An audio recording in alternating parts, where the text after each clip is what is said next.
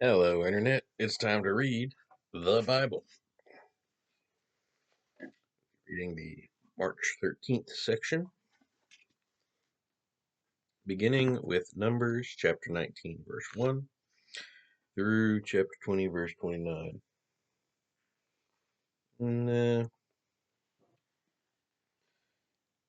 I'm not really feeling any of the named mimicry. We're gonna try French again, but we're not gonna do the super over the top Monty Python version of French. I'm gonna try to do a more,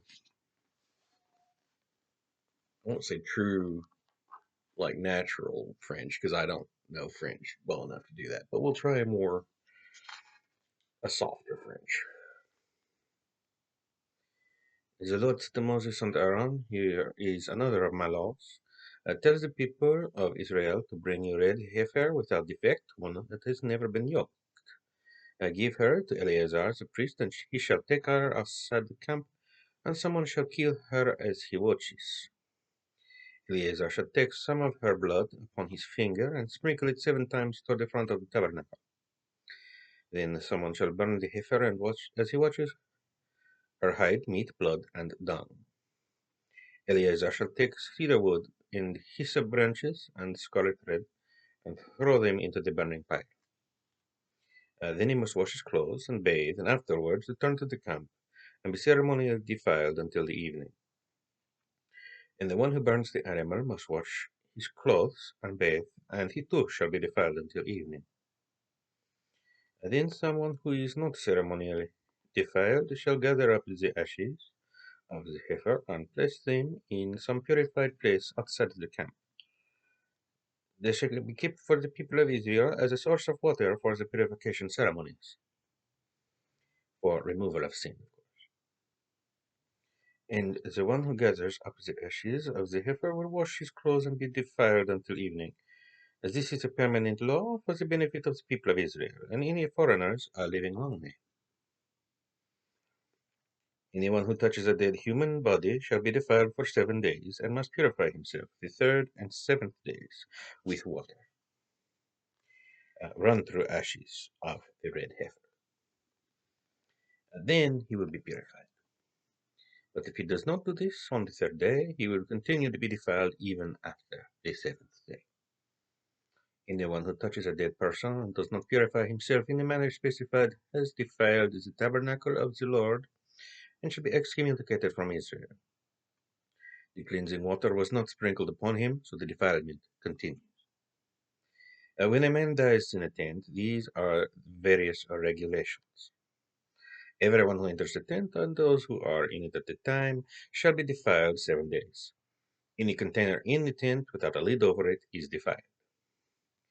If someone out in a field touches the corpse of someone who has been killed in battle, or who has died in any other way, or if he even touches a bone or a grave, he shall be defiled 7 days. To become purified again, ashes from the red heifer sin offering are to be added to spring water in a kettle. Then a person who is not defiled shall take hyssop branches and dip them into the water, and sprinkle the water upon the tent, and upon all the pots and pans in the tent, and upon anyone who has been defiled by being in the tent, or by touching a bone, or touching someone who has been killed, or is otherwise dead. Or is that the grave? Just be thorough about this. This shall take place on the 3rd day and 7 days. Then the defiled person must wash his clothes and bathe himself. And that evening he will be out from under the defile. But anyone who is defiled and doesn't purify himself shall be excommunicated, for he has defiled the sanctuary of the Lord. And the water to cleanse him has not been sprinkled upon him, so he remains defiled. This is a permanent law. The man who sprinkles the water must afterwards wash his clothes, and anyone touching the water shall be defiled until evening. And anything the defiled person touches shall be defiled until evening. I don't know why they said that twice. It was rather awkward to me. I mean, I get it's the person and anything he touches. Okay? It's just like combine those two sentences somehow. You know, both of them I felt that the grammar is important. As the people of Israel arrived in the wilderness of Zin in April and camped at Kadesh, where Miriam died and was buried. There was not enough water to drink in this place, so the people again rebelled against Moses and Aaron. They do this a lot, you know.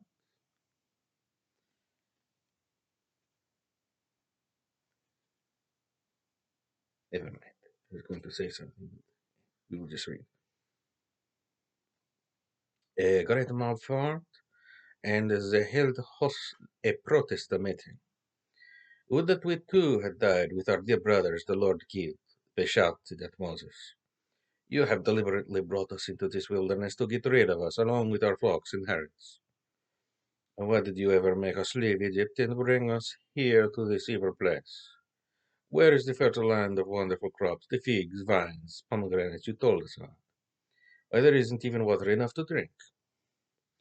Moses and Aaron turned away and went to the entrance of the tabernacle, where they fell face down before the Lord, and the glory of Jehovah appeared to them. And he said to Moses, Get Aaron's rod, and then you and Aaron must summon the people. As they watch, speak to that rock over there, and tell it to pour out its water. You give them water from a rock, enough for all the people and all of their cattle. So Moses did as instructed. He took the rod to the place where it was kept before the Lord. And then Moses and Aaron summoned the people to come and gather at the rock. And he said to them, Listen, you rebels. We must bring you water from this rock. Must we bring you water from this rock? I apologize. Then Moses lifted the rod and struck the rock twice, and water gushed out. And the people and their cattle drank. But the Lord said to Moses and Aaron, Because you did not believe me and did not sanctify me in the eyes of the people of Israel, you shall not bring them into the land I have promised them. This place was named Meribah, meaning rebel waters. And because it was where the people of Israel fought against Jehovah, and where he showed himself to be holy before them. When Moses was at Kadesh, he sent messengers to the king of Edom. We are the descendants of your brother Israel, he declared. You know our sad history, how our ancestors went down to visit Egypt and stayed there so long, and became slaves to the Egyptians. But when we carried to the Lord, he heard us and sent us an angel who brought us out of Egypt. And now we are here at Kadesh, encamped on the borders of your land. Please let us pass through your country. We will be careful not to go through your planted fields, nor through your vineyards. We won't even drink water from your wells, but we'll stay on the main road and not leave it until we have crossed your border on the other side. But the king of Edom said, Stay out. If you attempt to enter my land, I will meet you with an army. But, sir, protested the Israeli ambassadors, you will stay on the mid road, and we will not even drink your water unless we pay whatever you demand for it. We only want to pass through, and nothing else. But the king of Edom was adamant. Stay out, he warned, and mobilizing his army, he marched to the frontier with a great force. Because Edom refused to allow Israel to pass through their country, Israel turned back and journeyed from Kadesh to Mount Hor. Then the Lord said to Moses and Aaron at the border of the land of Edom, The time has come for Aaron to die. But you shall not enter the land I have given the people of Israel, for the two of you rebelled against my instructions concerning the water at Meribah. Now take Aaron and his son Eleazar, and lead him up into Mount Hor, onto Mount Hor. There you shall remove Aaron's priestly garments from him and put them on Eleazar his son. And Aaron shall die there. So Moses did as the Lord commanded him. Sorry, like I said, I'm a little tired. My cadence is slightly off. The three men, the three of them went up together into Mount Hor, as well the people watched. When they reached the summit, Moses removed the priestly garments from Aaron and put them on his son Eleazar. And Aaron died on the top of the mountain.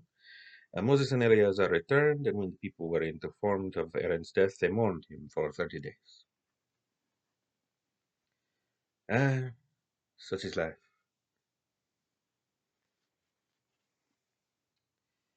We continue on with Luke. We begin. I thought it would be Luke, but I was not sure if maybe Mark had a little extra. No, the shortest of the four. Actually, Luke is the longest of the four Gospels, if I remember correctly. Alright, so Luke chapter 1, verse 1 to 25. Dear friend who loves God, several biographies of Christ have already been written using their source materials, the reports circulating among us from early disciples and other witnesses. However, it occurred to me that it would be well to recheck all of these accounts from first to last, and after thorough investigation, to pass this summary on to you, to reassure you of the truth of all you were taught. Luke was very thorough. I believe he was a lawyer or some other type of more sophisticated occupation. He wasn't a fisherman, not go that far. So he did a lot of research into his book. Um, I don't know if I've ever read Luke cover beginning to end, so this should be interesting. My story begins with the Jewish priest Zacharias, who lived when Herod was a king of Judah. Zacharias was a member of Abijah division of the Temple Service Corps. His wife Elizabeth was, like himself, a member of the priest tribe of the Jews, a descendant of Aaron, who just died in the previous scene. Zacharias and Elizabeth were godly folk, careful to obey all of God's laws in spirit as well as in letter. But they had no children, for Elizabeth was barren, and now they were both very old. One day, as Zacharias was going about his work in the temple, for his division was on duty that week, the honor fell to him by lot to enter the inner sanctuary and burn incense before the Lord. Meanwhile, a great crowd stood outside the temple door, praying, as they always did during the part of the service when the incense was being burned. Zacharias was in the sanctuary when suddenly an angel appeared standing to the right of the altar of incense. Zacharias was startled and terrified. But the angel said, "Don't be afraid, Zacharias, for I have come to tell you that God has heard your prayer, and your wife Elizabeth will bear you a son. And you are to name him John. You will both have great joy and gladness at his birth, and many will rejoice with you, for he will be one of the Lord's great men. He must never touch wine or hard liquor, and he will be filled with the Holy Spirit, even from before his birth. And he will persuade many as you to turn to the Lord his God. He will be a man of rugged spirit and power, like Elijah, the prophet of old. And he will precede the coming of the Messiah, preparing the people for his arrival. He will soften adult hearts to become like the little children, and will change disobedient minds to wisdom of faith. Zacharias said to the angel, "But this is impossible. I am an old man now, and my wife is also well along in years." Then the angel said, "I am Gabriel. I stand in the very presence of God. It was me who sent you." Oh, I misread that. It wasn't me. It was he who sent me to you with his good news. And now, because you haven't believed me, you are to be stricken silent, unable to speak until the child is born. For my words will certainly come true at the proper time. Meanwhile, the crowd outside was waiting for Zacharias to appear and wondered why he was taking so long. When they finally came out, he couldn't speak to them, and they realized from his gestures that he must have seen a vision in the temple. He stayed on at the temple for the remaining days of his temple duties and then returned home. Soon afterwards, Elizabeth, his wife, became pregnant, and he went into seclusion for 5 months. "How kind the Lord is," she exclaimed, "to take away my disgrace of having no children." Yes, good. Now we move on to Psalm chapter 56, verses 1 through 13. Lord, have mercy on me. All day long the enemy troops press in. So many are proud to fight against me. How they long to conquer me. But when I am afraid, I will put my confidence in you. Yes, I will trust the promises of God. And since I am trusting Him, what can a mere man do to me? They are always twisting what I say. All their thoughts are how to harm me. They meet together to perfect their plans. They hide beside the trail, listening for my steps, waiting to kill me. They expect to get away with it. Don't let them. Lord, in anger, cast them to the ground. You have seen me tossing and turning through the night. You have collected all my tears and preserved them in your bottle. You have recorded every one in your book. The very day I call for help is the tide of battle turns. My enemies flee. It's one thing I know. God is for me. I am trusting God. Oh, praise His promises. I am not afraid of anything mere man can do to me. Yes, praise His promises. I will surely do what I have promised. Lord, and thank you for your help, for you have saved me from death and my feet from sleeping, so that I can walk before the Lord in the land of the living. And finally, for today, we have Proverbs chapter 11, verse 8. God rescues good men from danger while letting the wicked fall into it. It is very appropriate, I think. I hope that this French accent was not too poor for any French speakers out there. This is mostly from watching an animated show called Wakfu and mimicking their timbre, but it is in French because the English dub is horrendous. So I only watch in the French. So I'm trying to match the timbre. We'll see how well I did.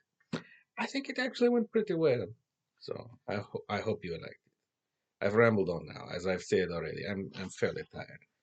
So thank you for listening, and as always, God bless and adieu.